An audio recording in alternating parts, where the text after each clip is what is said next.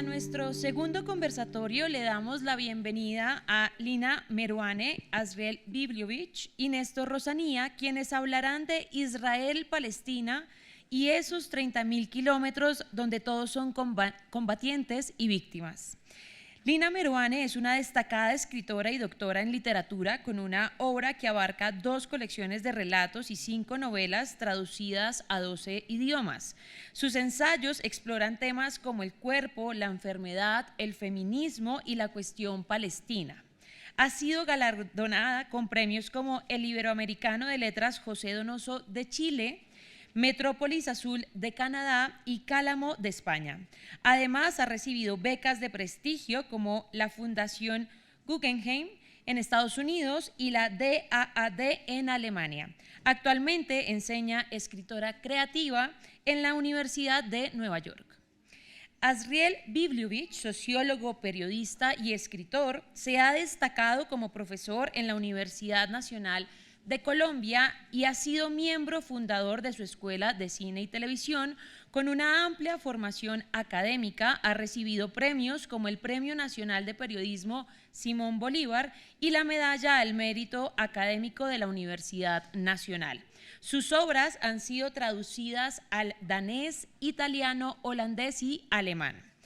Néstor Rosanía es un periodista especializado en conflictos armados y docente de pregrado y posgrado sobre el conflicto armado colombiano y del Medio Oriente. Como editor ha contribuido en libros como La encrucijada del terrorismo y La política exterior.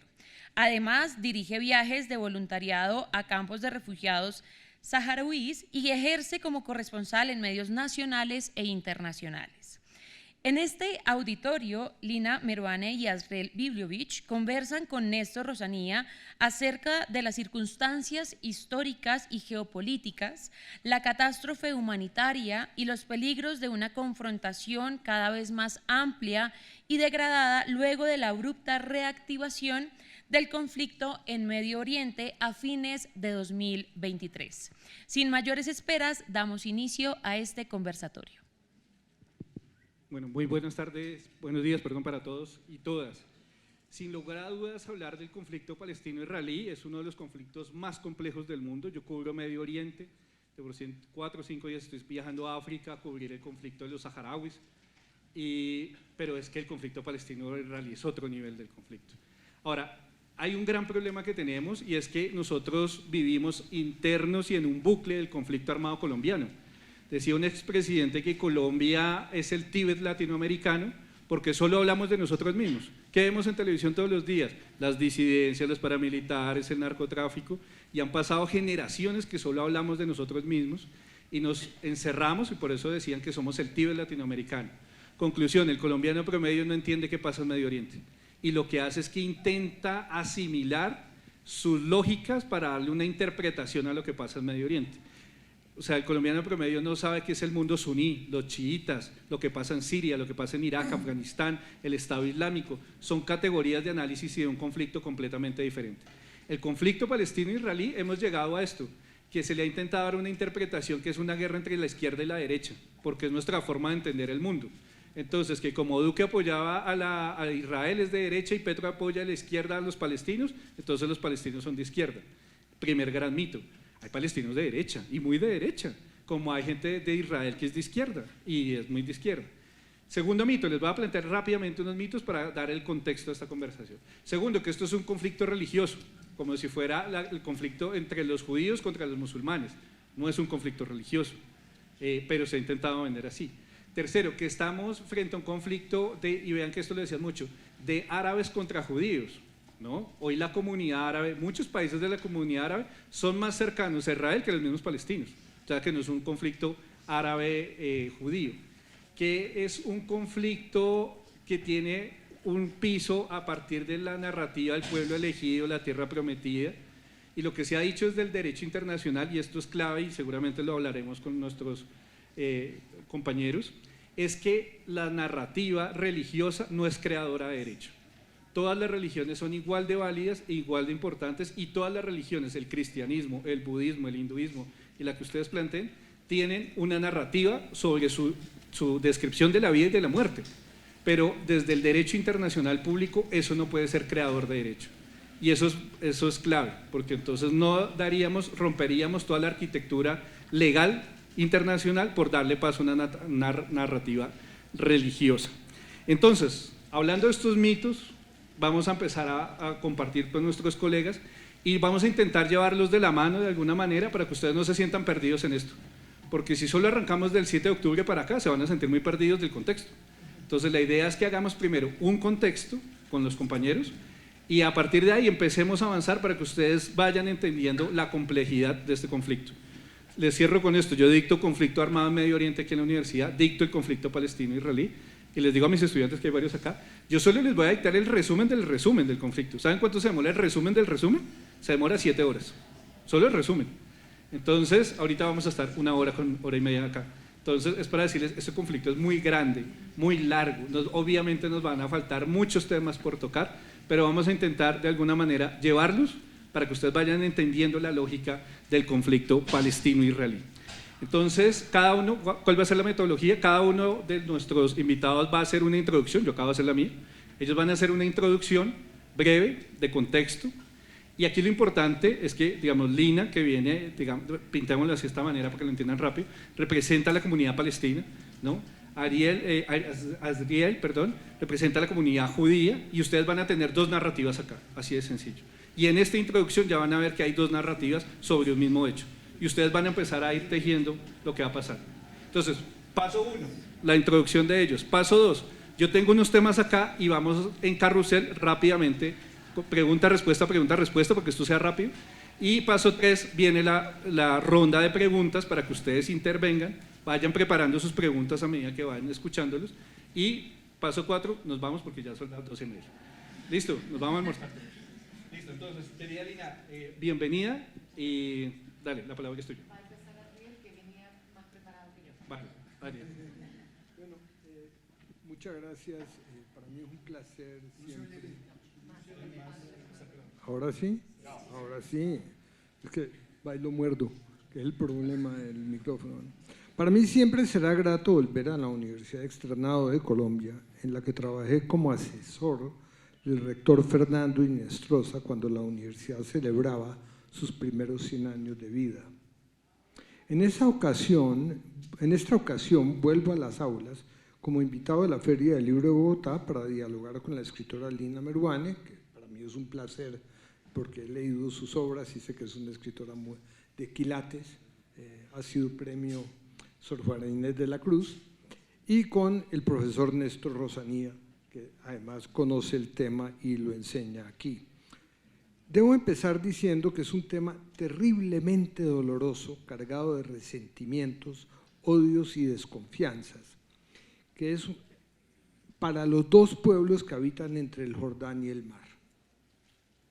Lo que ha sucedido a partir del 7 de octubre quedará marcado en la historia tanto del pueblo palestino como el de Israel.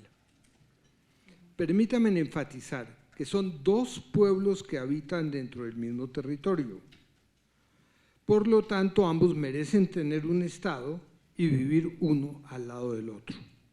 La tragedia de Gaza es en gran parte es consecuencia del hecho de que tanto Hamás como el gobierno de Bibi Netanyahu se niega a reconocer la existencia del otro y están convencidos que cada cual puede destruir a su considerado enemigo. Ambos mantienen esta equívoca idea, que no deja de ser un supuesto fatal, trágico y, en mi opinión, totalmente irreal. La tragedia que se vive desde hace más de 6 meses comenzó con un ataque cargado de sevicia por parte de Hamás y patrocinado por Irán, en el que asesinaron a 1.200 israelíes, muchos de ellos se encontraban en medio de un concierto festivo. Los acribillaron, mataron niños, violaron mujeres y secuestraron a 257 civiles, de los cuales 133 todavía continúan cautivos y no es claro cuántos de ellos estarán muertos. Esta acción no deja de ser un crimen de lesa humanidad. La retaliación vengativa, brutal del gobierno de Netanyahu no se hizo esperar. Optó por bombardear de manera indiscriminada y hacer tierra arrasada en Gaza y se calcula que hay más de 34.000 muertos entre niños, mujeres y hombres, de acuerdo con el New York Times. Los colombianos sabemos que cuando los ejércitos deciden conquistar a sangre y fuego, no hay forma de pararlos. Fuimos testigos de la masacre que se vivió a pocas cuadras de aquí, en el Palacio de Justicia, en la que no importó quiénes eran los civiles que se encontraban ahí. Se echó a un lado la justicia, la majestad de los jueces de la República, y en ese momento solo primó la lógica y la fuerza bruta que arrasó con buena parte de los profesores de la Facultad de Derecho de esta institución, que formaban parte de la Corte Suprema y la Constitucional del país. Acribillaron y desaparecieron tanto a magistrados como a trabajadores humildes que laboraban en la cafetería y otras dependencias. Fuimos víctimas de la lógica perversa de las armas y cómo los ejércitos atentaron contra los civiles y la democracia y eran imparables. No podemos tapar el sol con las manos y desconocer el terrible genocidio que ha estado ocasionando el gobierno de Netanyahu con sus bombardeos y mantener la población civil y a los niños de Gaza al borde de una desalmada inanición, que también constituye otro crimen de lesa humanidad. Los odios parecen no tener compasión con nada ni con nadie. Sin duda la tragedia nos confronta y obliga a reflexionar sobre dilemas éticos y humanos que las guerras producen, porque en últimas no hay guerra justa y siempre la mayoría de las víctimas pertenecen a la población civil. En mi novela Amigas de Pan, escrita en el 2013, me refiero al duro trauma que genera el secuestro y el almanaque de las rupturas, que también forma parte de la novela, en la cual describo cuáles fueron los grandes genocidios que llenaron la trágica historia de la humanidad durante el siglo XX. Sin embargo, investigando sobre los genocidios, encontré que no hay ni un solo día en el almanaque de la historia de la humanidad en la que no se haya perpetuado un exterminio de vidas inocentes. Y lo peor es que el olvido, y como el último genocidio siempre parece borrar e ignorar al anterior. Estos olvidos también los padecemos en Colombia, ante las continuas masacres que sufre la población rural generada por los diferentes actores armados en nuestro conflicto, que está a punto de cumplir en 6 años, 100 años. Las guerras pueden ser eternas, porque se alimentan de venganzas y se entra en un círculo vicioso que difícilmente se puede detener. Por ello vale la pena volver a Esquilo y recordar la Orestiada, porque las Erinias o las Furias, esas diosas de la venganza, eran divinidades infernales que imponían la locura, aullaban y vomitaban sangre, y su cabellera un manojo de serpientes. Cuando la diosa Atenea decide salvar a Orestes a partir de la creación de un tribunal de justicia, por el hecho que la venganza lo enfrentaba al máximo dilema insoluble, debido a que Orestes debía vengar la muerte de su padre matando a su madre y por ello sería perseguido por las erinias de su padre. Atenea decide crear un gran tribunal de justicia con jueces y jurado. Al final será ella quien romperá el empate y absolverá a Orestes, buscando así acabar con el interminable ciclo de las venganzas. A su vez transformará a las erinias desarticulándolas y con ello la ley del talión, cambiando su función y confiriéndole un puesto de honor en la ciudad.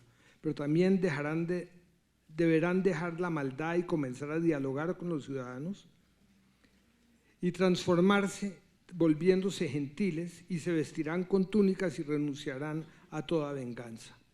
Ya no serán las furias o las erinias, sino que pasarán a ser las euménides, que significa las benévolas. Ay, ojalá Atenea volviera a bajar al Medio Oriente y acabara con este ciclo de venganzas e impusiera de nuevo los tribunales, la justicia, la benevolencia, a cambio de la retaliación y la sangre. Como ven, quizás yo sea un escritor utópico, pero es que prefiero la utopía al apocalipsis. Y por lo tanto voy a formular lo que también puede parecer unas preguntas utópicas, pero en este momento creo que son convenientes y merecen tenerse en cuenta. Porque la utopía y la ficción siempre nos ayudan a pensar. ¿Qué hubiera sucedido si el gobierno de Netanyahu, en vez de lanzarse a una brutal retaliación y venganza después del 7 de octubre, hubiese recapacitado y pensado en la lección que nos han dejado líderes como Martin Luther King, Nelson Mandela y Mahatma Gandhi. Estos prohombres entendieron que la no agresión, el dejar a un lado la venganza, la retaliación, la sangre, el no atacar, sino dialogar y aceptar la existencia del otro, que es el único camino posible para la resolución de los conflictos. Gandhi logró hacer ceder a un imperio fuerte e implacable como el británico. Mandela luchó contra el injusto apartheid que los ahogaba y cuando llegó al poder, en vez de vengarse contra quienes crearon esta desigualdad y miseria, terminó por unir en vez de fragmentar su país.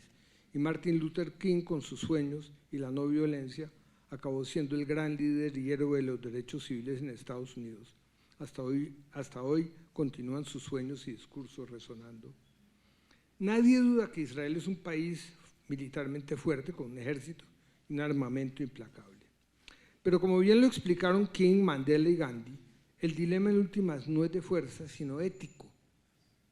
Y el pueblo judío históricamente venía acompañado de una ética en la cual que el actual gobierno de Israel parece haber olvidado y que se resume en la famosa frase del rabino Hillel: no hagas al prójimo lo que no quieres que te hagan a ti.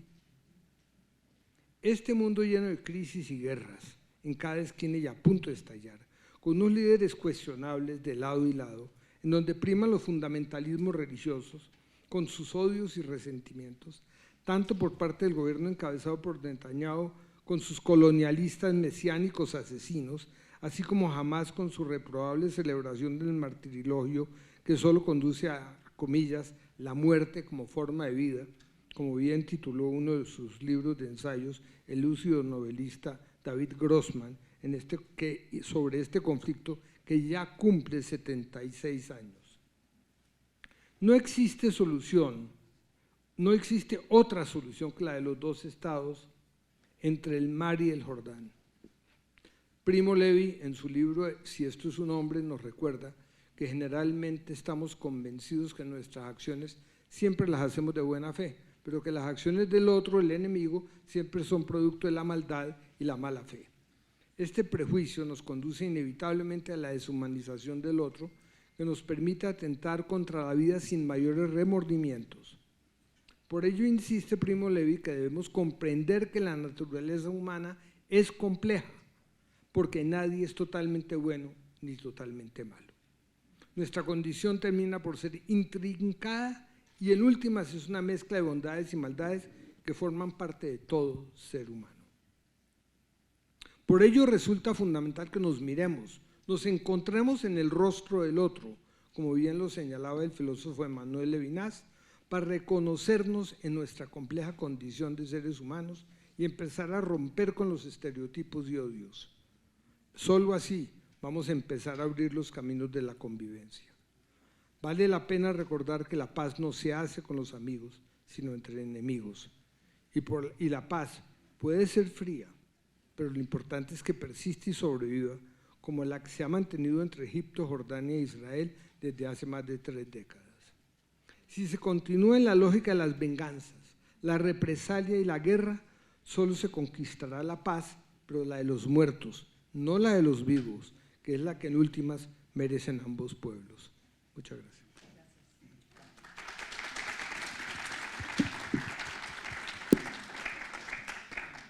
Bueno, primero que nada, muchísimas gracias por esta invitación y sobre todo por esta invitación a hablar sobre este tema. Yo vengo de Estados Unidos en este momento, soy profesora universitaria y en este momento la situación en las universidades es, como dicen ustedes, tenaz. El del estudiantado se ha levantado para protestar contra un genocidio, cosa que me parece de humanidad, ¿no? Y el profesorado ha apoyado a su estudiantado en términos bastante mayoritarios. Y ese profesorado y ese estudiantado ha sido arrestado y golpeado en múltiples ocasiones y en múltiples lugares. Lo digo aquí porque ustedes son estudiantes universitarios, estudiantes universitarias también, y aquí también tenemos al profesorado. Entonces, no esquivar, ¿no?, este tema tan importante, tan trágico, me parece realmente de agradecer, así que quería partir por dar las gracias. También quería agradecerte, Néstor, por partir por el subrayado del desafío que constituye hablar de este tema tan largo, tan complejo, ¿no? Y también recordarnos algunos de los mitos con los que está operando, digamos, esta narrativa y que realmente importa aclarar. Y te agradezco también que te hagas cargo de este tema en tu sala de clases. Y en tercer lugar, agradecerle a mi querido colega, Asriel, que es una persona claramente muy generosa. Estamos muy de acuerdo en muchas cosas, por lo menos yo contigo, sobre las que acabas de decir. No exactamente con todas, pero de eso podemos hablar. Pero te agradezco la generosidad y la humanidad y la ética desde la que estás hablando. Así que quería partir por aclarar esas cuestiones y por supuesto agradecer. Néstor, tú hablaste de esta idea de representar al pueblo judío y al pueblo palestino. Yo siempre tengo problemas con esa idea de la representación porque yo soy parte de la comunidad de la diáspora palestina. Quiero recordarles que Palestina nunca ha tenido Estado propio, nunca se le fue reconocido, es parte de una historia colonial de larga data. En el siglo XIX, y es por partir en el siglo XIX, digamos, porque si no nos vamos a la antigüedad, en el siglo XIX Palestina estaba, a finales del siglo XIX todavía Palestina estaba bajo el imperio otomano turco. Desde ese imperio, que por supuesto desconfiaba de los cristianos, salieron muchísimos, miles y miles de árabes de la zona que hoy llamamos Jordania, Líbano, Palestina, Siria. Una gran comunidad palestina se asentó en Chile. De ahí vienen mis abuelos y mi padre y mis tías ya son nacidos ahí. Pero es solo ese lado, digamos, el de mi familia. Por lo tanto, la parte diaspórica palestina viene de ese lado en mi familia. Entonces, la idea de representar es compleja, ¿no? Y de hecho, a mí, los propios palestinos me han cuestionado que yo diga en mi libro que me volví palestina, porque no he tenido la experiencia del sufrimiento palestino. O sea que la propia idea de la autenticidad y de la representación siempre es muy compleja por lado y lado, ¿no?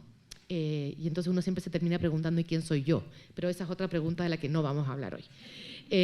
Pero quería solamente partir por ahí para subrayar que Palestina no tuvo Estado, que los palestinos empezaron sus migraciones o se reforzaron sus migraciones en la época de los turcos otomanos, que como saben ese imperio se acabó al final de la Primera Guerra Mundial.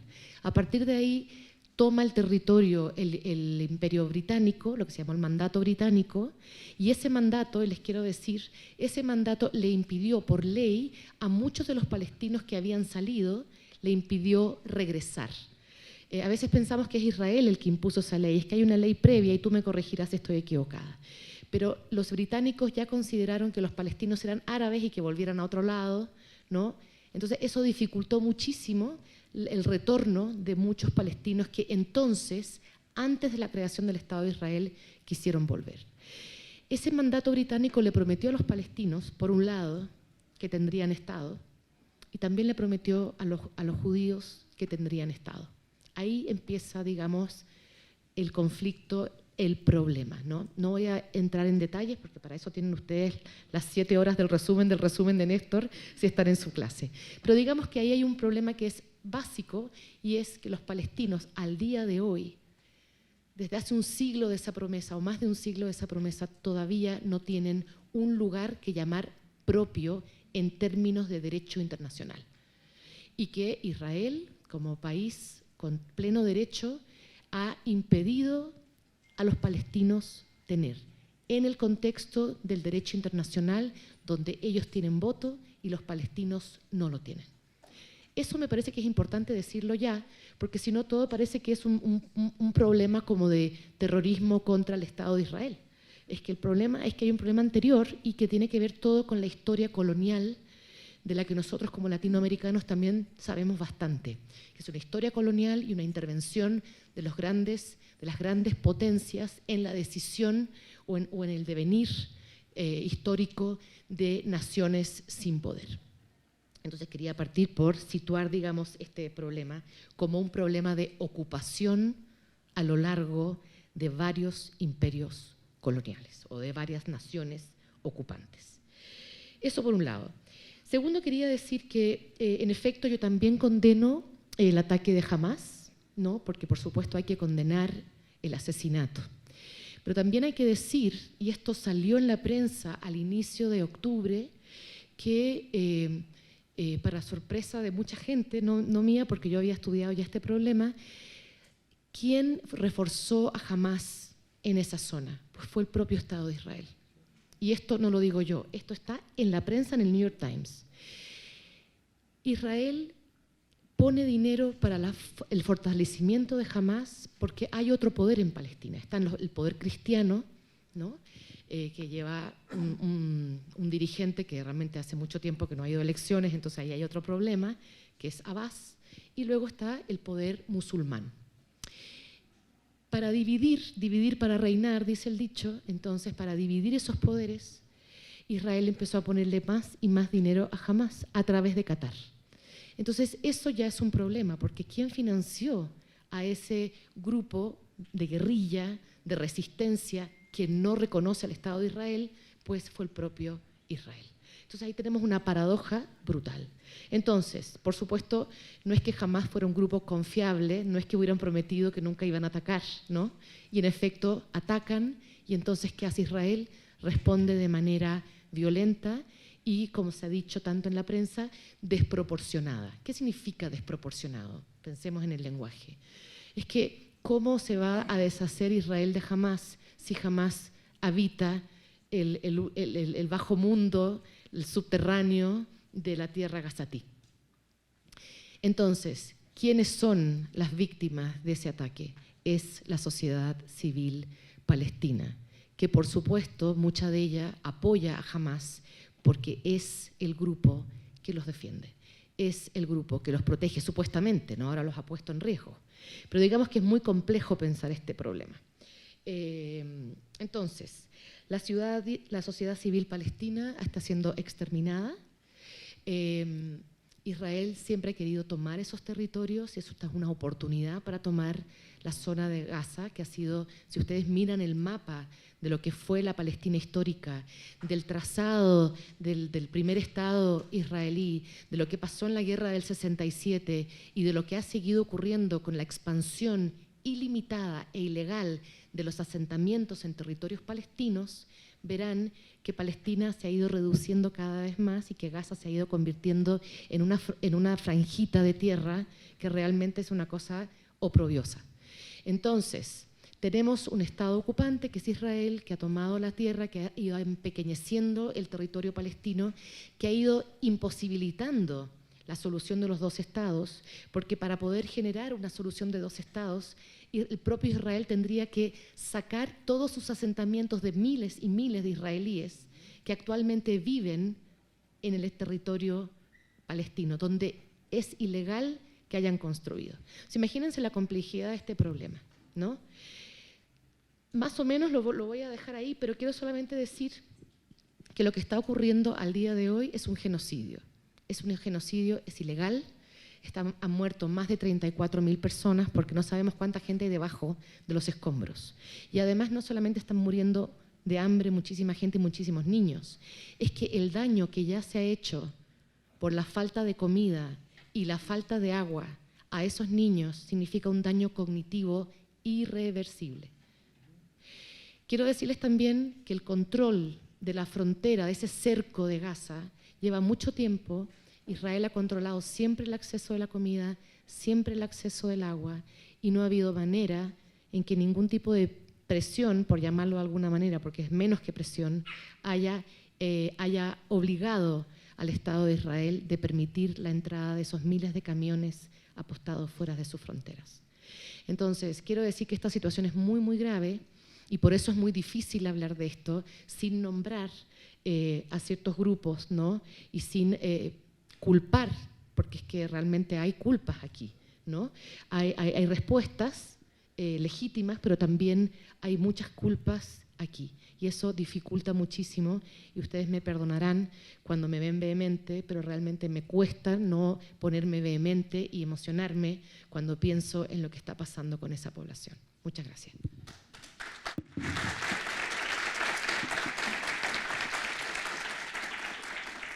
Vale, Lina se adelantó a la pregunta que les iba a hacer, pero maravilloso, que es ¿cuándo comenzó el conflicto? Porque vuelve lo que les decía, hay el mito que esto es un conflicto milenario. Mucha gente dice, no entiendo el conflicto colombiano que son 80 años, ahora voy a entender uno de 1000. Entonces se desaniman y ya no quieren hablar de esto. No, esto es un conflicto del siglo pasado, es un conflicto de colonización. Entonces les doy el contexto porque aquí hay varios de varios lugares. El contexto es, ese territorio era parte, ahí pasó ¿quién? El Imperio Romano, el Imperio Bizantino, y el último imperio que pasó por ahí fue el Imperio Turco Otomano, que duró más de 600 años. Piensen esto, nosotros somos independientes de España hace 200, por allá duraron 600 años, 36 sultanes. Van a la Primera Guerra Mundial y el Imperio Turco Otomano se hace al lado del Imperio Austrohúngaro y el Imperio Alemán, pierden. Entonces, ¿cómo perdieron? Y aquí Lina tocó el tema clave, que es ¿cuál? Llaman la corona inglesa, llama a la comunidad judía y a la comunidad árabe. A los árabes los llama por alguien que se llamó Lawrence de Arabia, un capitán de inglés, historiador de Oxford, y le dice, capitán, vaya donde los árabes y les dice que si nos ayudan y derrotamos al Imperio Turco Otomano, esa tierra que está ahí se las vamos a dar para que ellos construyan la gran nación árabe. Y al mismo tiempo se van a donde los judíos y les dicen, judíos, si ustedes nos apoyan y entre todos derrotamos al Imperio Turco Otomano, esa tierra se la regalamos. Conclusión, a los dos les prometieron lo mismo. Y por eso es que están peleando. Pero entonces si uno va a ver quién es el culpable y responsable de todo esto, son los ingleses y los franceses, son los europeos. Todo esto nace, ese baño de sangre es en Europa. Antes del 7 de octubre yo vi una foto, Macron de Francia con el rey de Inglaterra, los dos abrazados muertos de la risa, y yo decía, esa foto de estos dos es el baño de sangre de los otros que están peleando allá, porque cogieron la tierra que no era de ellos, y ¿saben qué fue lo peor? Cogen la tierra y llegan y nunca le dieron nada a nadie, y entre ellos dos pusieron a pelear a los otros, venían entre estos dos y crearon algo que se llamó el Tratado Sykes-Picot, que fue coger esa tierra, nos la partimos por la mitad, ¿dónde está el petróleo, dónde está el gas? La mitad para usted, la mitad para mí, y dejamos esto sin nada y nos fuimos. Eso fue. Ese es el inicio del conflicto palestino-israelí. Ahora, y con ese contexto, y Lina, digamos, también nos estaba haciendo esa introducción de dónde comienza el conflicto. Azriel, yo te quería preguntar, ¿cuál es tu visión de cómo comienza el conflicto palestino-israelí? Bueno, no, el conflicto comienza indiscutiblemente después de la Primera Guerra Mundial. Empieza con los ingleses. Por cierto, voy a decir una cosa muy curiosa. Los palestinos que llegaron a Colombia en 1900, por ejemplo, ahorita, en este momento, para dar un ejemplo, Chile está jugando fútbol con Millonarios, viene el Atlético Palestina, pero el Atlético Palestina nació 27 años antes del Estado de Israel. ¿Por qué? Porque había una gran población, ha habido una gran población palestina en Chile, y es probablemente la comunidad palestina más grande que tiene América del Sur. Sin embargo, sin lugar a dudas. Pero llegaron, aquí ¿sabe cómo los llamaron? Los turcos, porque venían con pasaporte otomano, turco. Entonces aquí todos los árabes los llamábamos los turcos. A los judíos también los llamaban los turcos, o sea, los judíos que venían de los países árabes los llamaban también los turcos. O sea, para demostrarte que todo esto es muy raro, muy extraño. Ahora, yo estoy de acuerdo con Lina, yo soy judío, pero no soy israelí, ahí hay una diferencia muy grande. Más aún, para que yo pudiera ser israelí me tocaría ir a Israel, vivir en Israel un periodo muy largo, etcétera. Bueno, lo mismo que pasa si para volverme norteamericano tengo que ir a Estados Unidos, que me acepten, me den una visa de residencia, viva un rato allá y después me dan la nacionalidad. Ahora hay una diferencia entre ser judío y ser israelí, pero es gigantesca. Y también hay una diferencia entre ser judío y ser israelí y ser sionista. Bueno, que es digamos, ahí, la ideología. Mira, voy a decir una cosa que es curiosa.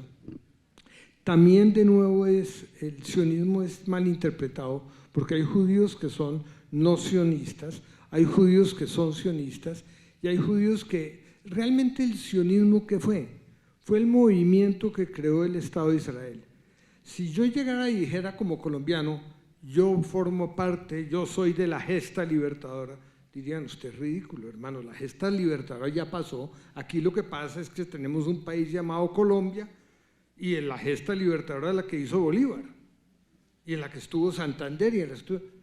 Lo mismo pasa ahí, ya no existe, yo no creo tanto en el sionismo, creo que existe un Estado de Israel, que hay gente que apoya el Estado de Israel, punto, pero el Estado de Israel tiene una ley, es una… Decir que todo judío es sionista, o que no, hay judíos que, por ejemplo, yo vivo aquí en Colombia, voy a Israel, me duele lo que le está pasando a los israelíes, también me duele lo que está pasando en Gaza, me duele lo que está pasando también en Yemen, que se están muriendo de hambre también, una cantidad de gente absurda.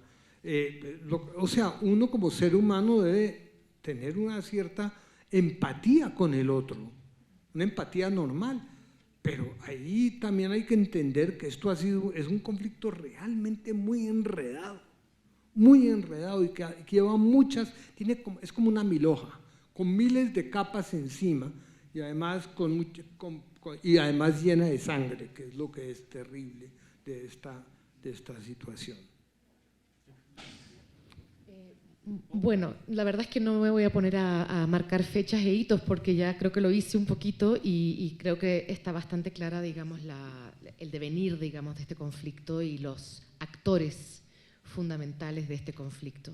Pero sí me gustaría decir, pensar, digamos, con Asriel y contigo, Néstor, que eres nuestro especialista, la cuestión del sionismo, porque es verdad, o sea que el judaísmo es una religión. Ser israelí es pertenecer a una nación, como ser chilena, como ser colombiano, ¿no? Pero el sionismo es una ideología. Me parece que hay que distinguir en estas tres cosas, ¿no? Una religión, una nacionalidad y una ideología. Y es cierto, como tú dices, Israel, pero también me corregirás tú como un conocedor, digamos, del judaísmo, como parte de esa comunidad, que esa ideología que es el sionismo, tuvo una vertiente de izquierdas, que era la que intentaba conseguir un lugar seguro para los judíos que venían escapando de los pogroms rusos y de toda la violencia europea contra los judíos, además del horroroso holocausto alemán, ¿no? que fue también otra cosa inenarrable, ¿no? Entonces, ese primer sionismo de izquierdas que busca un lugar seguro para los judíos que realmente lo requerían, ¿no? Es un tipo de sionismo, el que permite fundar el Estado de Israel bajo una premisa, y tengo que decirlo, de que se estaba fundando Israel en una tierra sin gente para una gente sin tierra. Ahí hay una borradura de lo que había en realidad en ese territorio, que era una gran comunidad árabe palestina, ¿no? Que habitaba ahí. No era una tierra sin gente para una gente sin tierra, era una tierra con gente para una gente sin tierra, digamos, sí, para corregir el dicho. Sí.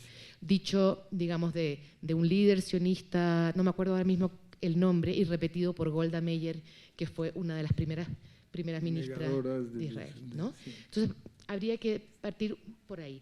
El sionismo actual, la vertiente sionista actual, es una vertiente mucho más extrema, que en su versión más extrema, porque en todo movimiento ideológico no hay versiones, hay posiciones dentro del sionismo, pero en su versión más extrema reivindica el dictado de Jehová de que todo el territorio, incluyendo Jordania, fue dado por Dios a los judíos, en este caso a los israelíes. Así que, ojo, porque ese es el sionismo que está ahora.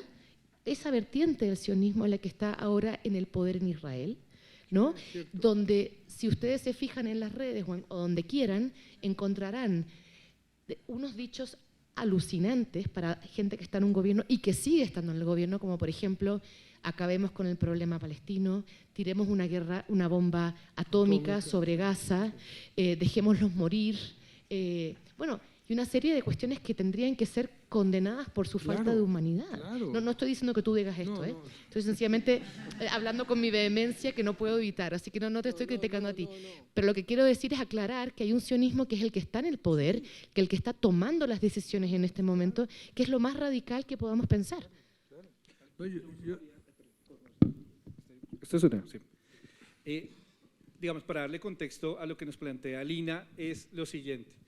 En 1886 la comunidad judía empezó a hablar de la necesidad de un hogar para el pueblo judío. Vienen los nacionalismos europeos, Italia no era lo que ustedes conocen hoy, Italia eran muchos reinos chiquitos, los pegaron y empezaron, eso se llamó la unión y el nacionalismo europeo, así crearon toda Europa. En esas los judíos dijeron, ¿por qué no armamos un país para nosotros? Imagínense en esto, un capitán francés de apellido Dreyfus, le hacen un juicio porque dijeron que era traidor y le estaba vendiendo información a los alemanes. Le hacen el juicio, lo declaran culpable y ¿sabe cuál fue el argumento para que fuera culpable? Es que era judío. Ese era el único argumento, decían, si es judío es traidor, entonces es culpable, lo mandaron cadena perpetua y terminó muerto en la Guyana francesa y al lado de Venezuela.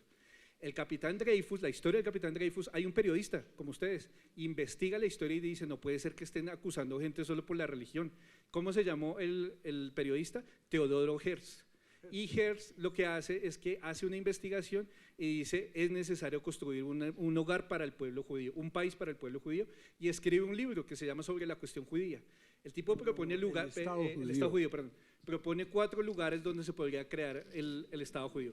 El primero, por allá en la frontera entre Rusia y China, en la Porra.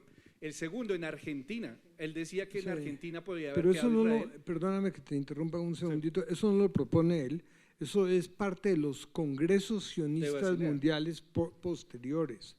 Hubo varios congresos sionistas. Herzl simplemente escribió un texto que se llama El Estado Judío y es un libro utópico, en ese momento totalmente utópico, que tiene un argumento fundamental. Dice, si aquí hay una cuestión judía, el judío siempre es atacado por el simple hecho de ser judío, además, siempre la contradicción, porque ¿cuál era la contradicción? Que los judíos todos eran multimillonarios y por lo tanto eran los dueños de la banca mundial y por lo tanto se querían apoderar del mundo, ¿no? Y había una conspiración judía para apoderarse del mundo. La otra era, no, pero es que ellos son los fundadores del comunismo y por lo tanto todo el comunismo es judío. Y entonces, a pesar de la contradicción, era ilógico. Herzl se voltea y dice, mire, la única solución que yo le veo a este problema es una solución nacional, solución típica de la época, del siglo XIX, en eso estamos totalmente de acuerdo. Entonces le da una solución que es crear un Estado judío. Pero sí te debo decir que Herzl impulsa el tema de que haya, digamos, que se cree o en la frontera con los chinos y los rusos, o en Argentina, en Uganda. Bueno, lo que pasa era… Eso fue una propuesta. No, sí, pero lo que pasa es que es lo que pasó.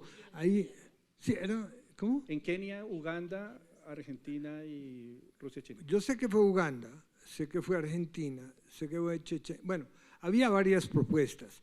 Ninguna prosperó porque todas eran absolutamente… ¿Y por qué se propusieron? Era porque se supone que podías inmigrar ahí sin problema, era la idea, ¿no? No te olvides que, por ejemplo, el caso más cercano nuestro es Argentina, que lo tenemos más claro. ¿Qué fue lo que pasó? Que el famoso Barón Hirsch dio unos fondos para que la gente pudiera emigrar a Argentina. Fue Sarmiento, que fue presidente, el que aceptó la inmigración judía. Entonces alcanzaron a llegar casi 200.000 judíos a Argentina y aún crearon pueblitos, porque los mandaron a todos a La Pampa, no van a creer que llegaron a Buenos Aires, los mandaron a La Pampa, ahí era, ¿no? Y entonces crearon un pueblito llamado Moisheville, o sea, la villa de Moisés. Pero ese tipo de… Y hay un bello libro de Alberto Gerchunov que se llama Los gauchos judíos, porque terminaron siendo gauchos, ¿no es cierto? Y bueno, ya está el padre de Gerchunov, o sea, el padre de Gerchunov murió en una pelea de cuchillos, o sea, típica de Borges, a lo Borges. Entonces, bueno, lo que estoy diciendo es que es muy complejo, todo esto tiene que ver con la historia de la humanidad, que es cómo se va dando estos diferentes elementos. Si la Primera Guerra Mundial no hubiera perdido probablemente el Imperio Otomano, Palestina seguiría siendo muy probablemente una provincia de Turquía y probablemente con el tiempo hubiera podido volverse un país o como todo el Medio Oriente fue un producto de los ingleses y ahí, por cierto, hay una línea, porque lo trazaban con líneas rectas y de pronto como Churchill estaba trazando y estaba borracho, le dio hipo y entonces volteó así y eso se llama el famoso hipo de Churchill. O sea, es para mostrar la complejidad y la tontería, pero esos son los ingleses los que cambiaron el mapa y los que cambiaron la historia. Sí, pero para cerrarles la idea entonces, viene el Congreso Basilea y en el Congreso Basilea en Suiza crean el concepto del sionismo. Entonces, para decir para lo que decía Lina y para dónde va la historia, ¿qué es el sionismo? Es un proyecto político y es un proyecto político que busca la creación de un Estado nacional judío. Ahora, traducción. Hay gente que le gusta a Uribe, perfecto, hay gente que no, también, hay otro que le gusta a Petro, son proyectos políticos y el sionismo es un proyecto político, ¿no? Y Asriel lo decía ahorita, hay judíos que no les gusta el sionismo porque es un proyecto político, ¿sí? ¿Está claro hasta ahí? ¿Saben cuál es el problema? Que el que critica el sionismo lo convierten y lo gradúan de antisemita. ¿Y qué es antisemita? El que odia a los judíos. Bueno, como los nazis y muchos. Entonces, ahí hay un gran debate porque, digamos, yo como analista que estoy en France 24, todo el tiempo estamos en los debates y entonces empiezan a decir, claro, el antisemita. No, pues es que yo no odio a los judíos. Es que estamos hablando de dos temas, pero si me entienden la jugada, es que revuelven el tema, entonces ustedes ya no pueden criticar nada porque la gente le da miedo. Si yo critico el sionismo, ya me gradúan de antisemita. Y es lo que planteaba Lina, de esa doble mirada. Entonces les quería preguntar, Adriel y Lina, ¿cómo ven ustedes ese tema de antisionismo y antisemitismo? Sí puedo empezar porque me encendiste ahí una luz. Mira, yo escribí en un libro, mi libro proyecto palestino se llama Palestina en pedazos, contiene 3 crónicas y ensayos, memoria, y en uno de ellos, que es Volver Nosotros, hablo precisamente de la cuestión del lenguaje del conflicto. Y hay, digamos, no voy a detenerme en todo porque sería muy largo, pero me gustaría sí subrayar que la operación de convertir la crítica al Estado de Israel, a las políticas del Estado de Israel, describirlas como antisemitismo, es parte de la propaganda israelí. O sea, en eso lo que ha ayudado a hacer eso, decir cada vez que tú criticas la política del Estado de Israel, significa que eres antisemita, es decir, que quieres matar gente, digamos, que quieres deshacerte del pueblo judío. Eso lo que significa, eso lo que hace es acallar la crítica a la política del Estado. O sea, ¿por qué criticar a un Estado podría ser criticar o querer deshacerse de una gente? Les voy a poner la situación en otro contexto. Yo soy criada en dictadura, soy chilena criada en dictadura. Siempre he sido muy crítica de la dictadura. Eso no significa que sea antichilena o contrachilena, ¿no? Esa sería, digamos, la misma relación, según lo entiendo yo. Entonces, criticar a alguien de antisemita significa ponerle una mordaza, ¿no? Entonces, ojo con las acusaciones de usted está siendo antisemita porque criticas a Netanyahu. Y esa es una trampa retórica muy, muy hábil. Sí, es una trampa. También, lamentablemente, es usada tanto por los… Es curioso porque yo siempre he dicho que si uno leyera la prensa antisemita, ¿no es cierto? Me parece es maravilloso porque todos los judíos tenemos una conspiración para apoderarnos de todos los bancos del mundo, toda esta cosa. Eso es una retórica, eso es retórica antisemita. Sí, es una retórica antisemita. Yo siempre he dicho, yo que he sido tan buen judío, porque nunca me han invitado a la tal conspiración. Me parece como terrible, ¿no? ¿Cómo puede ser eso? Mira, hay una cosa que a mí me parece terrible también y es el simple hecho, por eso yo dudo mucho de la palabra sionista, porque me parece terrible, porque Israel también es un país, tú que has estado también, sabes la diferencia, hay judíos de derecha, de izquierda, de arriba, de abajo, hay de ojos azules, hay de ojos cafés, hay de toda la variedad de lo que quieras. Y hay judíos negros también. ¿Qué? Y hay judíos negros. Hay judíos negros, hay judíos árabes también, y hay judíos, hay judíos de todos los colores, de todos los sabores y además, pero hay un… Eso no lo he probado. ¿Cómo? Eso no lo he probado. Pero te puedo decir una cosa y es que evidentemente es muy complejo, porque por ejemplo, te voy a dar un ejemplo. Yo, eso que vengo de una familia originalmente hasídica, hoy en día los hasidim son una secta que yo realmente no puedo verlos, o sea, me desesperan porque ese judaísmo, lo que nadie entiende es que el judaísmo también tuvo una reforma, o sea, es como si el judaísmo tuviera en su interior un protestantismo, como si fueras toda la cristiandad que tiene protestantismo, tiene catolicismo, tiene los coptos, tiene una cantidad de vertientes supremamente diferentes. Bueno, en el mundo judío el judaísmo no es monolítico, está la reforma, están los conservadores, están los ortodoxos, están los tradicionalistas, o sea, también es una gama enorme de variedad, y todos son judíos, o se entienden como judíos, y hay judíos ateos, verbigracia.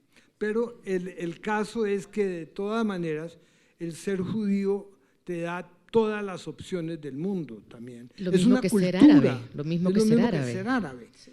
Y bueno, eso es exactamente. Entonces yo siempre creo que es terrible esta visión monolítica. Y esa es parte también del problema. Por ejemplo, los palestinos, uno va y cuando habla de lo que era Palestina, también se nos olvida que había drusos, había un montón de beduinos, y que forman parte todavía del Estado de Israel y que forman parte de toda esa realidad. Es una realidad muy compleja, llena de diferentes grupos. Ahora, estoy de acuerdo con Lina, lamentablemente en este momento el gobierno de Netanyahu, que estaba a punto de caer, llegó Hamas con el 7 de octubre y lo atornilló. Eso lo sabemos nosotros los colombianos muy bien, porque sabemos que en el momento en que las FARC bombardeó en la inauguración de la segunda administración de Álvaro Uribe, él llegó a tener casi 90% de aprobación, pero entonces lo atornillaron en el poder.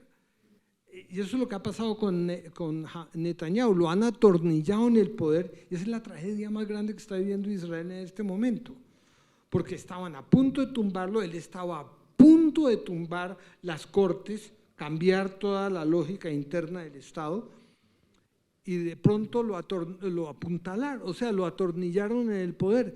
Ese es el drama de este momento de Israel. El drama de este momento de Israel es que estos fanáticos religiosos que están en el poder, que forman parte de la tal Sanedrín de guerra y toda esta locura, son peligrosísimos, porque ellos lo único que quieren es la venganza y apoderarse, y además son mesiánicos también, quieren es apoderarse de las tierras. Para ellos Israel debería regresar a la época del rey David, pero perdóneme, la época del rey David llegaba llegaba hasta a orillas de Babilonia, o sea, imagínense, llegar hasta casi el Tigris y el Éufrates. O sea, es totalmente ilógico, totalmente absurdo. Vale, me voy a volver un poquito en el tiempo para seguir dándoles como el contexto, y es ya cuándo nace el Estado de Israel y cuándo parten esto. Entonces les voy a dar el contexto para que ellos nos den también su lectura. El plan de partición, entonces, ¿qué es lo que llega? Churchill, ahorita lo mencionaba Ariel, termina la Segunda Guerra Mundial, toman ese territorio, imagínense una hoja en blanco y parten eso. Entonces dicen, el 56% para la comunidad sionista, ya saben qué es el sionismo, y el 42% para la comunidad árabe palestina, que después van a ser pues ya con el nombre, y el 2% va a ser Jerusalén, que Jerusalén es la sede, la capital de las religiones del libro, quiere decir la sede de los cristianos, de los musulmanes y de los judíos. O sea, como es la sede, como es la capital de las religiones, esa nadie puede llegar a ser la capital de uno de los estados.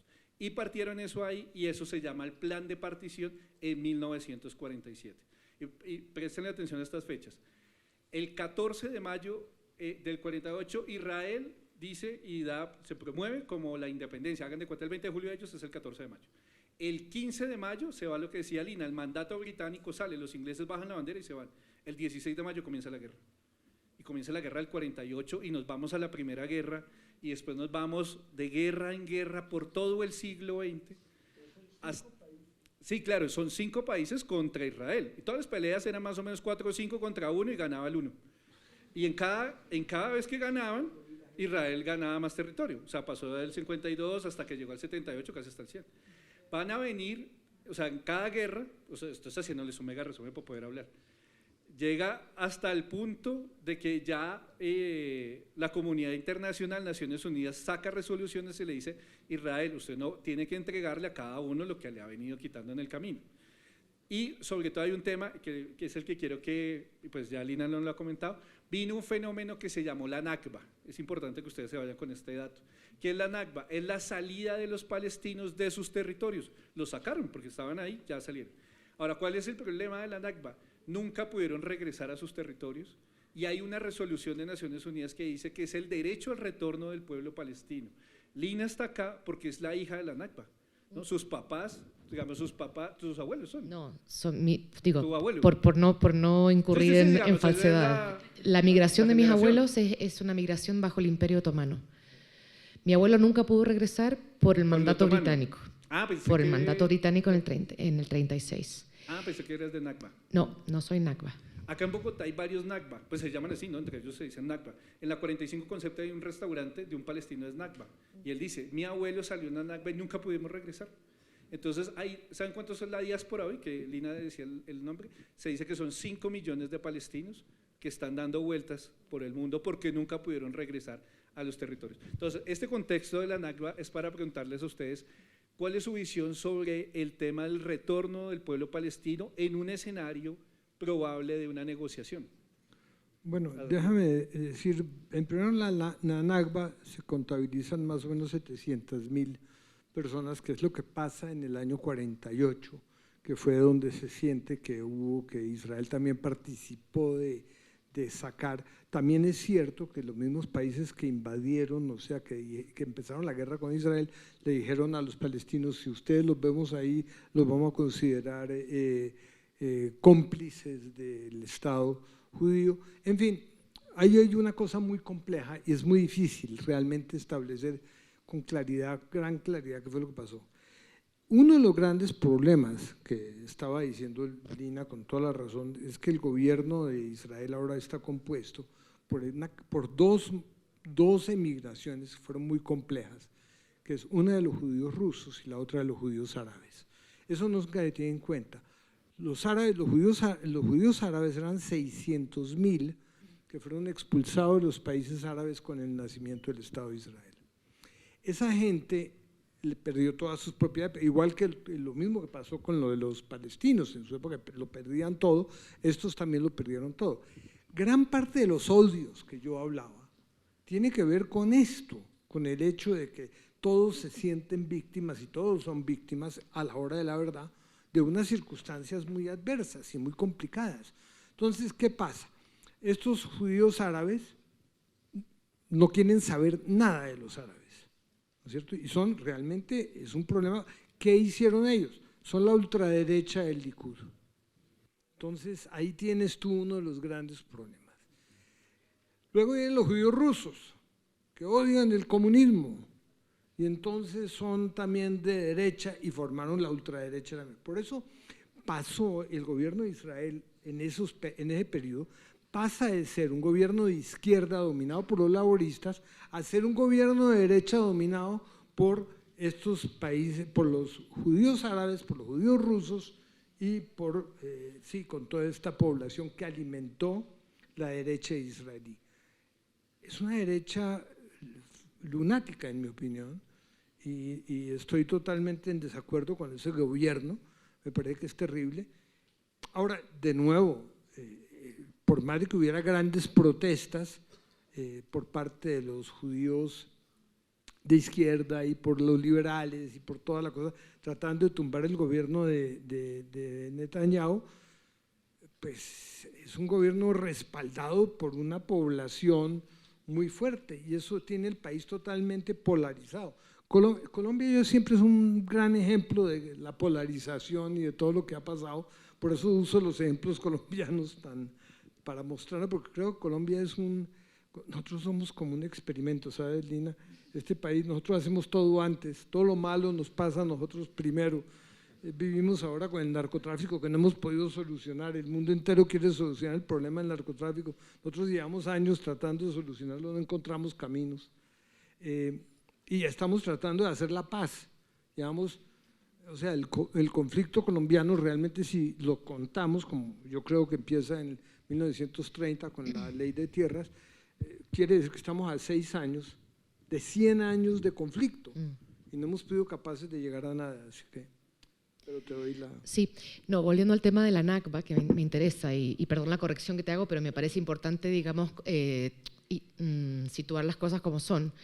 Es mi responsabilidad hablar desde lo más rigurosamente que puedo. Pero la Nakba, que significa la catástrofe, ¿no?, que implicó la salida, la huida, la expulsión de los palestinos de sus casas. O sea, es una historia muy dramática porque pensaban que se iban 2 o 3 días y nunca pudieron volver.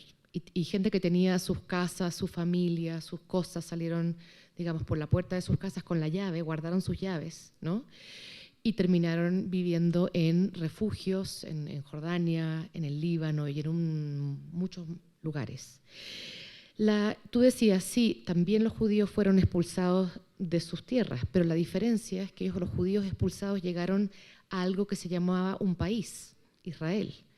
Los palestinos expulsados llegaron a lugares que eran unos refugios, unos campos, ¿no?, unas carpas que luego fueron ciudades de cemento, yo he conocido algunas, y que nunca han constituido país, pero es que además con una pequeña prevención, y es que los palestinos, si adquirían nacionalidad jordana para tener derechos, o si adquirían nacionalidad libanesa para tener derechos, o siria o lo que fuera, perdían la posibilidad de volver a sus casas ya eternamente. Entonces, mucha de esa gente se quedó en el limbo de no ser de ningún lugar y de no tener a dónde regresar. Yo querría hacer esa distinción que me parece importante. Entonces, esa es una situación, por supuesto, injusta. O sea, desde todo punto de vista, ahí no había justicia. Y la situación tan complicada de ese limbo palestino, que en muchos casos tiene décadas, ¿no?, y que es gente que sigue viviendo en campos de refugiados que no terminan de ser ni ciudad ni nada. Y quiero decir también, para volver a Gaza, que es el tema que a mí me tiene muy conmovida, es que mucha de esa gente a la que la fueron diciendo, salga de aquí porque este no es un lugar seguro porque vamos a bombardear, váyanse por allí, ahí los bombardeaban, váyanse por ahí, allí los bombardeaban. Mucha de esa gente que ha tenido que huir de sus ciudades ya eran desplazados en múltiples ocasiones, porque a la Nakba, a la llamada Nakba, le ha seguido una política de desalojo israelí, una política de destrucción de casas, una política de castigos. O sea, si alguien pone una bomba, toda la familia queda sin casa. Entonces, hay una situación tan grave de desalojo, ¿no?, y de expropiación constante a través de décadas, que esto no es solamente la Nakba, es que ha sido un proceso Nakba, por llamarlo de alguna manera. Y cierro ahí para pasar al siguiente tema de Nakba. Antes del 7 de octubre hubo una pelea, creo que fue en Jerusalén, si no estoy mal, y entonces se metió como la policía y separó a los unos y a los otros, y en un momento estos radicales que nos decía Asriel empezaban a hacerle así a los palestinos, del otro lado.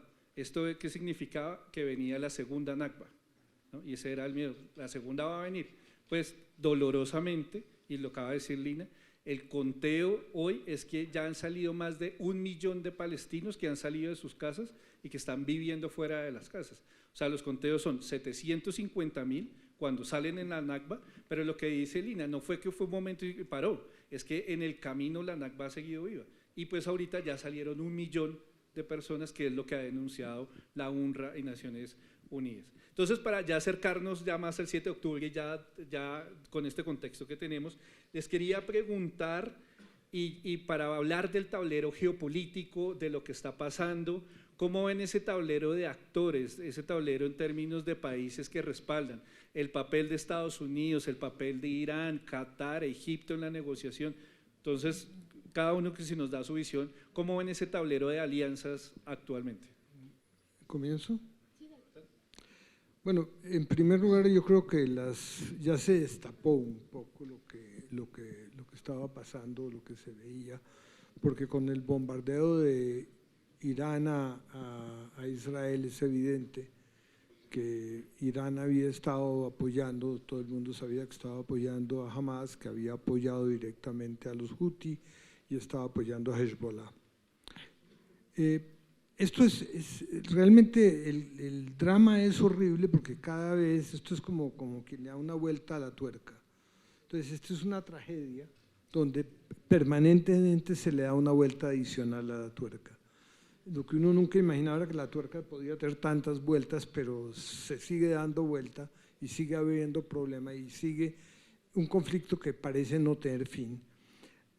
Yo culpo al gobierno de Netanyahu, que ya lleva 16 años en el poder, de lo que está pasando. O sea, yo creo que Ehud Olmert y Barak, todos estos dirigentes israelíes estaban empezando a buscar caminos. El famoso el pacto de Oslo era de alguna manera era el comienzo de, no era la solución, pero el comienzo de empezar a hablar del tema y de llegar a algo. A mí me parece que es terrible que en este momento ya no se hable ni siquiera de la posibilidad de la paz. Me parece que el hecho de que no se plantea ni siquiera esa posibilidad me parece a mí nefasta. Me parece que es terrible. Yo creo que en este momento pues, el problema es geopolítico muy grave, porque lo que está pasando es que los países se están alineando. Es muy compleja, la situación es tan compleja que cuando Irán empieza a bombardear a Israel con misiles y con drones, Arabia Saudita, Jordania y Egipto colaboran con Israel para evitar que esto sea una tragedia mayor. Ahora, sabemos que Jordania, sabemos que Egipto y sabemos que Arabia Saudita estaba a punto de firmar un pacto con Israel. Sabemos que aquí hay un problema geopolítico muy grave, o sea, ellos sienten que prefieren tener los países árabes moderados con Emiratos Árabes también, que prefieren estar dentro de Occidente, llamémoslo así, a estar dentro de la política o los aliados de Rusia y de Irán. Y por eso también, por ejemplo, después de que los Estados Unidos se metió a Irak, pues terminó cediéndole a Irak a Irán, que también es toda una locura. Realmente es un lugar muy peligroso, es de verdad un polvorín. Yo siento de que ojalá haya un poco de racionalidad en el Medio Oriente, cosa que no veo y cosa que siento que es muy difícil, porque también tengo la impresión de que Netanyahu va a estar a punto de invadir Rafah, que me parece un error gigantesco. Y en términos generales, pues yo lo único que hago es todas las mañanas levantarme diciendo ojalá no pase nada, porque realmente esto es muy dramático, muy doloroso y muy grave. Sí, bueno, el tablero yo justo estaba esperando, digamos, que pudiéramos hablar un poquito de eso que está alrededor, ¿no? Del polvorín, como lo llama Asriel, y estoy completamente de acuerdo con esa palabra. Me gustaría decir un par de cosas. Recordemos que Israel es el aliado geopolítico de las grandes naciones europeas y de Estados Unidos en Medio Oriente. Esto responde a un viejo prejuicio anti-islámico, digamos, no anti-islámico, anti-musulmán. Eso es histórico, ¿no? Entonces, la fundación de Israel ahí, esa la llamada única democracia de Medio Oriente, que habría que poner muy entre comillas, ¿no? Digamos, es una cuestión geopolítica, esa alianza. Y esa alianza es, por supuesto, defendida en el momento del 7 de octubre, porque, en efecto, parece que ahí hubiera empezado el conflicto, los Hamas ataca a Israel y entonces Europa y Estados Unidos defienden a Israel, ¿no? Y se posicionan inmediatamente ahí. Es verdad y es muy importante lo que dijiste sobre el hecho de que Hamas, yo diría que sobre todo para evitar la alianza entre Arabia Saudita e Israel, perpetra este ataque, ¿no? Ataque que además estaba ya advertido Israel que iba a ocurrir un año antes por parte de Egipto.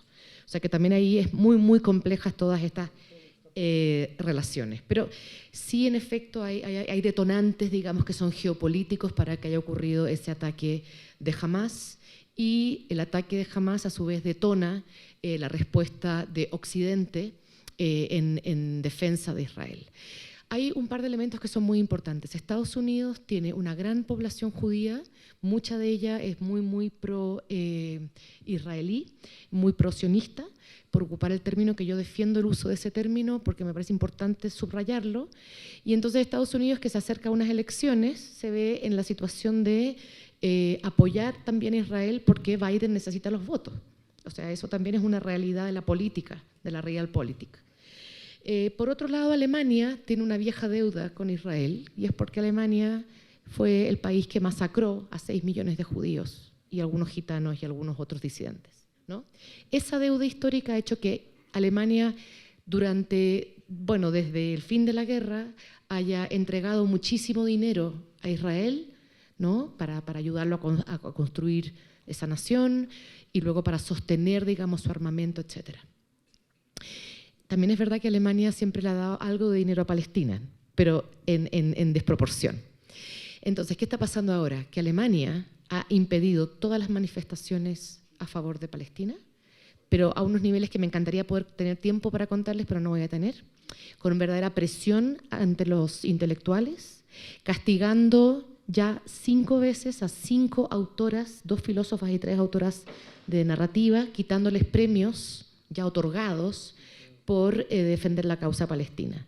O sea, está completamente impedida, digamos, la manifestación contra la política actual de Israel en Alemania. Es muy grave que Alemania, que creó el holocausto contra los judíos, ahora esté posibilitando un genocidio en Gaza. O sea, me parece gravísimo. Y Estados Unidos, por su parte, también con su gran apoyo a Israel, que le ha costado votos a Biden, y hay gran preocupación electoral en este momento, ha hecho como ciertos gestos retóricos, buenas palabras, digamos, a favor de los palestinos, mientras siguen una y otra vez aprobando grandes presupuestos armamentísticos para Israel. Entonces realmente es una especie de farsa, ¿no? Todo esto es como buenas palabras de derechos humanos cuando ya sabemos que los derechos humanos palestinos realmente no existen. O sea, realmente no existen. Entonces hay estas alianzas que son, por un lado, históricas, que vienen de esos pensamientos coloniales, que siguen muy vivos y a los que se les ha sumado, digamos, con mucha fuerza, como decía, Alemania, que es un país muy fuerte es el país más fuerte de Europa, diría yo, ¿no? Y Estados Unidos. Entonces realmente es grave. Ahora, la cuestión de Irán, por supuesto que Irán siempre es un enemigo histórico de Israel, ¿no? Eso sin duda. Pero ojo, que el primer ataque a Irán lo hizo Israel. Y Irán respondió. Sí, Irán respondió. Entonces, digamos que no es tan simple. No, yo estoy totalmente de acuerdo. En primer lugar, Irán sí participó de la guerra del 48, que es claro, y de todas maneras, sin duda. Pero han sido enemigos de toda la vida. Hay que tener en cuenta otro elemento que es más complejo. Es que ahí está la complejidad que a veces no sabemos por dónde. Esto es como un delfín enjabonado, que uno no lo puede como coger. Es una cosa que se le escapa siempre de las manos. Los iraquíes eran sunitas, Irán es chiita, Arabia Saudita es sunita, Hezbollah es chiita, Hamas no puedo saber bien con claridad, creo que también juega a ratos que es chiita, a veces, ¿no? En fin, pero esos problemas son problemas históricos graves. Una vez cuando estuve por casualidad en Turquía, tratando de entender algunas cosas, le pedí a alguien que me explicara la diferencia entre los chiitas y es imposible entender para uno como occidental, casi que no entiende, son unas sutilezas y tenía que ver con problemas de que el uno era un familiar del Mahoma y el otro era otro familiar del Mahoma, en fin, tiene que ver con unas cosas que para uno no logra cuadrar bien cuáles son esas diferencias, pero a la hora de la verdad para ellos sí es muy grave. Y por ejemplo, el hecho de que Irán sea chiita y Arabia Saudita sea sunita es parte también del conflicto y eso también pasa con otros países. Entonces, como lo que estoy mostrando es como si realmente, yo lo entendería en el sentido de que, por ejemplo, si los ultraortodoxos deciden pelear con los reformistas, cosa que lo hacen todos los días, pero como hay un enemigo externo, no lo logran hacer. Yo siempre he dicho, ¿por qué no dejan a Israel quieta? Si los hicieran la paz por primera vez, en Israel se matan en 3 minutos, porque esas diferencias religiosas al interior del judaísmo también son dramáticas, ¿no? Sí, pero digamos, volviendo a la cuestión geopolítica, a mí me parece que hay como un pequeño problema más allá de lo interno de Israel, que a mí realmente me preocupa menos por ahora, pero la cuestión de que haya habido tanto apoyo y ninguna exigencia. Yo creo que eso es uno de los graves errores del mundo. Y otra cosa que quería agregar, porque me olvidé, lo acabo de ver en mis notas, es que ha sido muy interesante, por contraste, digamos, la posición de muchos de los países latinoamericanos que se han posicionado, digamos, en defensa o por lo menos en crítica del genocidio actual y de las políticas actuales. La verdad es que más allá de… Yo no tengo preferencias por los líderes de otros países, ¿no? Son problemas locales en los que no me voy a meter.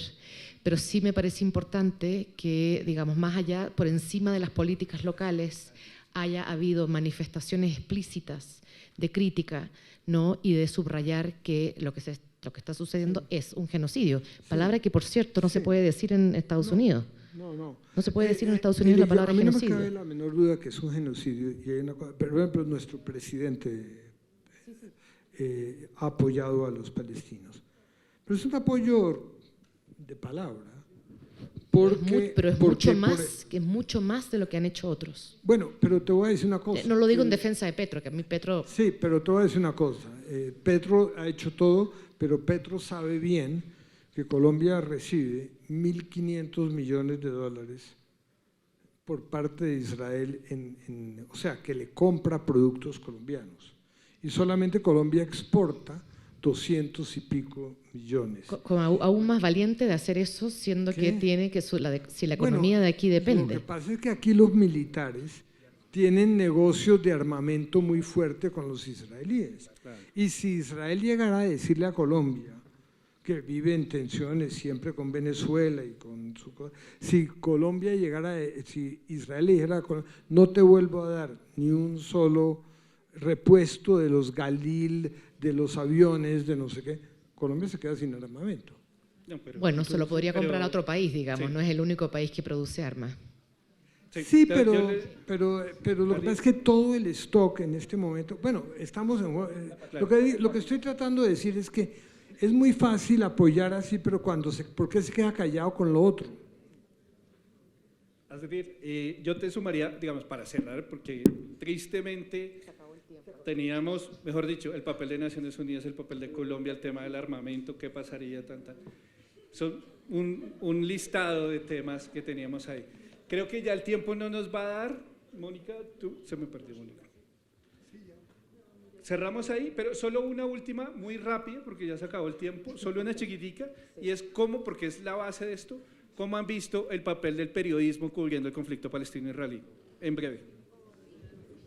Duro, pero el tiempo está en contra. Mira, yo se lo comenté a los chicos que me entrevistaron antes. Yo fui periodista mucho tiempo, fue mi primera intervención laboral en mi vida. Yo sé que las presiones en el periodismo hoy son tremendas, sobre todo de tiempo, y la falta de tiempo impide contextualizar. Lo más fácil es reproducir el discurso oficial, que es el discurso de quien tiene, digamos, el micrófono en la mano.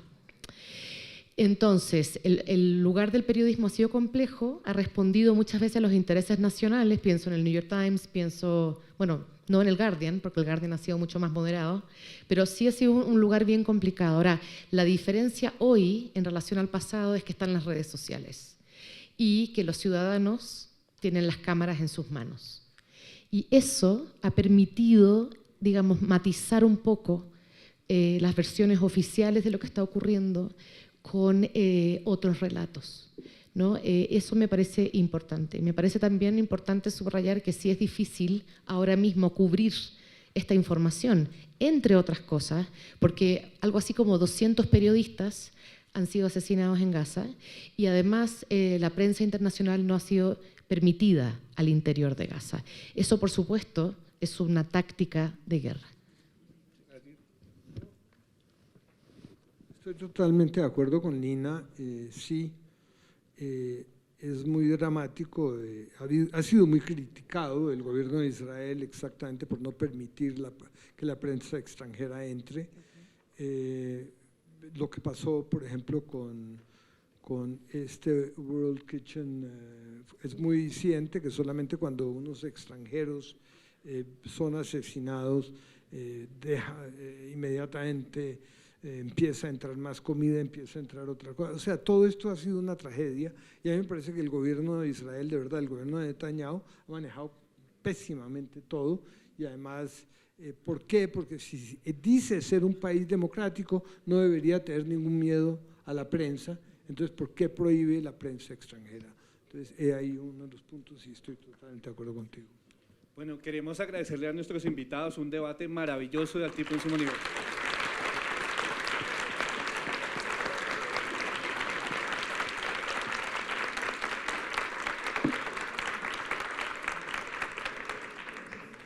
Extendemos nuestro más sincero agradecimiento a Lina, Asriel y Néstor por su valiosa contribución a este conversatorio. Sus palabras nos ayudan a reflexionar sobre los impactos devastadores del conflicto en Israel y Palestina, donde cada rincón de esos 30.000 kilómetros se ve afectado por la violencia y la tragedia, así como la oportunidad de explorar cómo las narrativas de combate y victimización se entrelazan en la vida cotidiana de quienes habitan esa región y cómo las experiencias personales y familiares moldean la comprensión de la historia y el conflicto. Les recordamos que a la salida del auditorio estamos entregando pases para ir a la Feria del Libro. Muchas gracias.